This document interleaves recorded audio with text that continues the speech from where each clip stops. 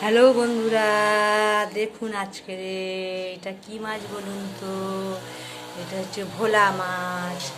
আজকের ভোলা মাছের ঝাল হবে। এই ভোলা মাছটাকে আমি এবারে ভাজবো। এবারে হলুদ দেবো, হলুদ দিয়ে ভাজবো।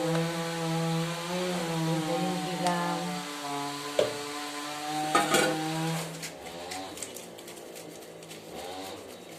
হলুদ দিয়ে এবারে মাছটাকে ভাজবো। কড়াই তেল দিয়েছি, এই তেল গরম করেছি। এবারে একটা একটা করে মাছটা কড়াই দেবো।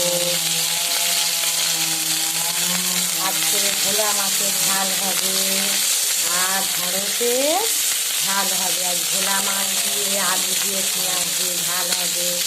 আপনারা সবাই আসবেন, কেমন খেতে লাগে আপনারা বলবেন, বলে একটা লাইক দেবেন, কেমন লাগে বলবেন। এই রান্না করছি, কড়াইতে সবে দিচ্ছি, ভাজা হচ্ছে। এতে এবারে আলু দিয়ে পেঁয়াজ দিয়ে আর আদা রসুন দিয়ে কাঁচা লঙ্কা দিয়ে ঝাল করবো। আপনাদের ভালো লাগলে একটা লাইক দেবেন, একটা সাবস্ক্রাইবার করবেন, করলে আমি খুব খুশি হব। আমি তবে তো বুঝবো যে আমার রান্না সবাই ভালো লাগছে।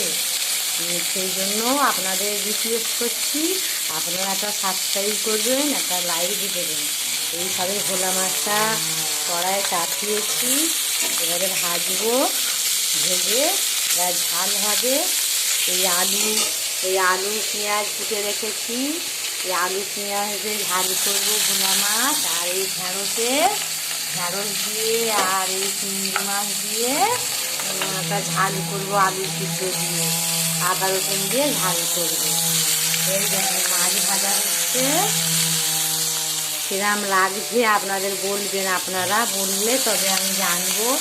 আপনারা একটা দয়া করে লাইক দেবেন, একটা সাবস্ক্রাইব করবেন, তাহলে আমি খুব খুশি হব। Tata, bye bye.